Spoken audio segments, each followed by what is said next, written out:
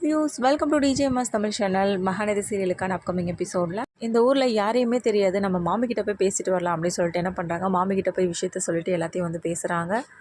இங்கே யாரையுமே எங்களுக்கு தெரியாது, நீங்கள் தான் எல்லாமே வந்து பார்த்து நடத்தி வைக்கணும் அப்படின்னு சொல்லிட்டு சொல்கிறாங்க. சரிடா கண்ணு, சிறப்பாக நடத்திடலாமே அப்படின்னு சொல்லிட்டு மாமி சொல்ல, அதுக்கப்புறம் வந்து எல்லா ஏற்பாடுகளையும் வந்து பண்ணுறாங்க.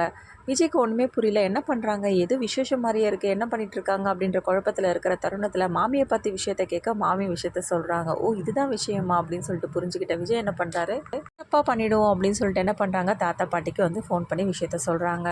விஜய் அவங்ககிட்டயும் விசாரிச்சுக்கிறாரு, என்னென்ன முறை பண்ணணும், எப்படி பண்ணணும் அப்படின்ற எல்லா விஷயத்தையும் வந்து கேட்டு தெரிஞ்சுக்கிறாங்க. தருணத்தில் அங்கேருந்து வந்த காவிரி என்ன பண்ணுறாங்க, விஜய் பார்த்து உங்களுக்கு விஷயம் தெரியாதுல்ல, எனக்கு மாப்பிள்ளை பார்த்துட்ருக்காங்க அப்படின்னு சொல்கிறத கேட்ட விஜய் உடனே சிரிக்க, என்ன இவர் சிரிக்கிறாரே, பொறாமப்படுவார்னு பார்த்தா சிரிச்சிட்ருக்காரு அப்படின்னு சொல்லிட்டு ரொம்பவே குழப்பத்தோடு இருக்க, மாப்பிள்ளை தேடிட்டு இருக்காங்களா, நான் தானே மாப்பிள்ளை அப்படின்னு சொல்லிட்டு என்ன பண்ணுறாங்க, விஜயம் வந்து சிரிச்சுக்கிட்டே வந்து சமாளிக்கிறாங்க.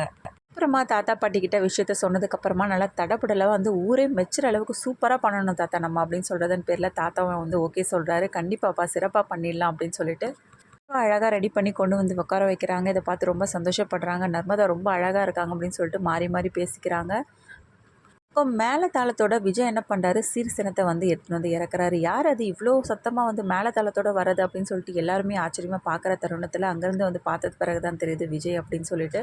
எல்லாருக்குமே ஒன்றுமே புரியாத நிலைமையில் இருக்கிற தருணத்தில் காவேரிக்கு வந்து மனசில் ஒரே குழப்பமாக இருக்குது. என்ன இது இவர் அப்படின்னு சொல்லிட்டு ஒரு பக்கம் சந்தோஷப்பட்டாலும் இன்னொரு பக்கம் சாரதா பார்க்கும்போது ரொம்பவே வருத்தப்படுறாங்க. அம்மா என்ன சொல்ல போகிறாங்களோ அப்படின்னு சொல்லிட்டு இந்த காவேரி கூப்பிட்டு வச்சு பேசுகிறாங்க. என்னடி இதெல்லாம் உன்னோட வேலையை தானே அம்மா, எனக்கு ஒன்றும் தெரியாதுமா அப்படின்னு சொல்லிட்டு காவேரியும் பேச, இது நானே பேசிக்கிறேன் அப்படின்னு சொல்லிட்டு கோவத்தோட போகிற தருணத்தில் என்ன பண்ணுறாங்க, கங்கா அம்மா ப்ளீஸ்மா இந்த சமயத்தில் எதுவும் பேச தேவையில்லம்மா, அமைதியாக இருங்க அப்படின்னு சொல்லிட்டு தடுக்கிறாங்க.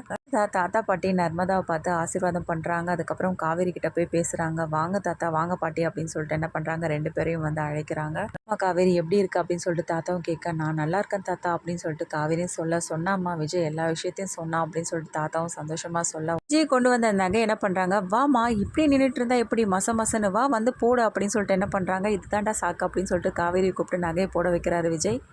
நர்மதாவோட ஃபங்க்ஷன் மூலிமா நம்ம ரெண்டு பேரோட வாழ்க்கை நல்லபடியாக அமையணும் அப்படின்னு சொல்லிட்டு விஜய் மனசுக்குள்ளேயே வந்து புலம்ப சாரதா ஒரு மாதிரி பார்த்துட்டே நிற்கிறாங்க. இன்னொரு பக்கம் குமரன் கங்கா அவங்க ரெண்டு பேருமே தன்னோட சீரை வந்து செய்ய, இந்த பக்கம் வந்து யமுனா அதுக்கப்புறம் நிவின் ரெண்டு பேரும் வந்து செய்கிறாங்க. விஜய் வந்து தடப்புடலாம் சீர்வரிசெல்லாம் கொண்டு வந்து இறக்கிறத பார்த்து கங்காவோட மனசு எப்படி இருக்கும், வருத்தப்படுறாங்களா குமரன் நினச்சி, இதுக்கப்புறமா காவேரி கிட்ட இதை பற்றி பேசுகிறாங்களா, கேட்டு சண்டை போடுறாங்களா, இது எல்லாமே தெரிஞ்சுக்கலாம். அதுக்கு மறக்காம நம்ம சேனலை வந்து சப்ஸ்கிரைப் பண்ணிக்கோங்க. கூடவே இருக்க அந்த பெல் ஐக்கனும் கிளிக் பண்ணிடுங்க. அப்போ தான் நான் போடுற அடுத்தடுத்த வீடியோஸ் உங்களுக்கு நோட்டிஃபிகேஷனில் வரும்.